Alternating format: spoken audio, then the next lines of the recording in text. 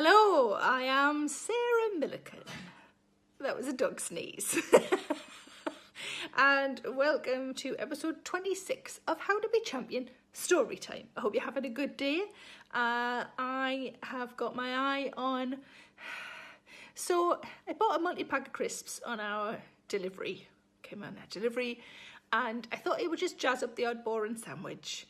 And my husband, who doesn't really like crisps, has tried them and decided he likes crisps. And now he's eaten, so I've got to eat as many crisps as I can before he gets them all. I should just hide them somewhere. Where could I put them? Washing basket. You'd never see them in there. So we are in the middle of the I've Had Proper Jobs chapter. Let's crack on with that. The first time I ever had a milkshake was at this cinema.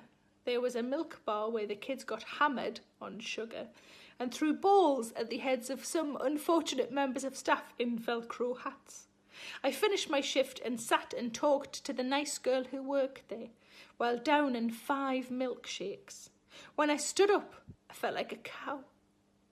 I must have looked like a proper lush. Me telling all my woes, her cleaning the nozzle of the milkshake machine with a tea towel, and in the background, sugared up kids going hell for leather on a minimum wage paid member of staff who was simultaneously thinking about updating her CV and sealing her vagina shut once and for all.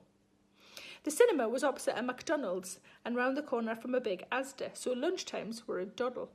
A few of us once went to McDonald's on our lunch break during a crazy busy time for them. The queues inside were really bad, but the drive-through was empty. None of us could drive, so instead we stood in the formation of a car, 2 in the front, 2 behind, and walked through the drive-through. Kudos to the driver, who even steered a wheel and wound a window down. I think the staff admired our chutzpah, and so served us. It was in this job that I met my first husband. We had a lovely time for about 7 years. To see how this turned out, skip to the chapter entitled Divorce. Because I wanted a bit more stability and a bit more money, I next went to work for the job centre.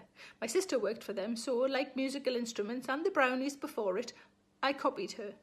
Can I just remind you that I handed in a dusty clarinet case after only a couple of months? Picture the scene with a soundtrack by my sister as James Galway fluted away a tune called I Got to Grade 5.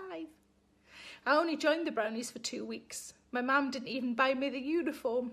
She borrowed one and she didn't think I'd stick at it. There's nothing worse than an accurate insult. At brownies, I didn't like joining in.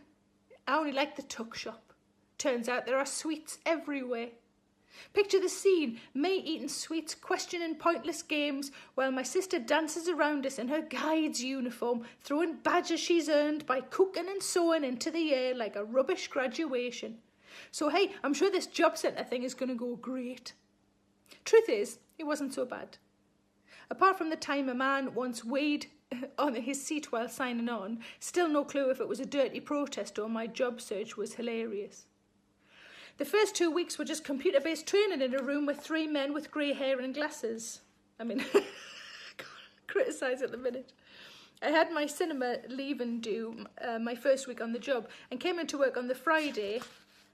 I came into work on the Friday via a terrifying terrifying journey even on the metro. I was incredibly hungover and swallowed down so much sick I felt full. Only a little squirted its way forcefully out of a tiny gap between my lips, which I seemingly had no control over. That was while I was taking most of my clothes off due to the sweats. The 3 men with grey hair and glasses turned out to be lovely men who didn't tell anyone how many times I legged it to the loo and came back white as a sheet, smelling of whiskey and regurgitated McChicken sandwiches. During the 2nd week of training, my friend John from the cinema had a house party, and I came into work that Friday. The dog's just tinkling his necklace. I came into work that Friday in much the same state as the week before. I was never a good drinker, so it was rare for me to be hungover at work. In fact, they were probably the only 2 occasions that year that I was hungover. The following week, when I was fine on the Friday, all 3 men came up to me surprised. They thought the last 2 weeks were just Sarah on a Friday. They clearly hadn't met the real me yet. They had no idea of my work hard, play hardly at all general attitude to life. One of the men with grey hair and glasses became a good pal, and I always sat in the smoking room with him on breaks. I've never smoked, I've never fancied it. My parents both smoked for a long time, and my first husband did too. If you need a mint before someone can kiss you, maybe it's not a great thing you're doing there. But the smoking room was always full of more interesting people. See, I risk cancer for good chat. I am an idiot. Sniff my clothes, that's a smell of banter, that.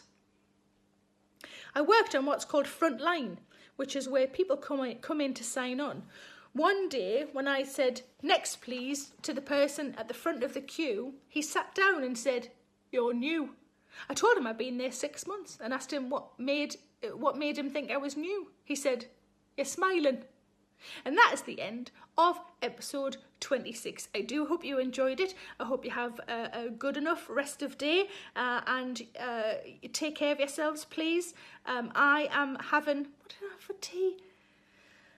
We're having something with mince today because it needs eating because it's in the fridge and it's on the turn. It's not quite on the turn, but it's getting there. So we're going to have something with mince. Fuck knows. Something with mince. There you go. Have a good rest of day, take care of yourselves, and stay in the house, do as you're fucking told, wash your fucking hands. Lots of love, and I'll see you tomorrow. Bye-bye. Hello, it's Sarah Millican here. Please make sure you subscribe to my channel to stay up to date with all of my latest videos. Don't forget to like, pop a comment below, and why not stick around to watch a few more? I'm sure those emails or those dishes can wait a bit longer.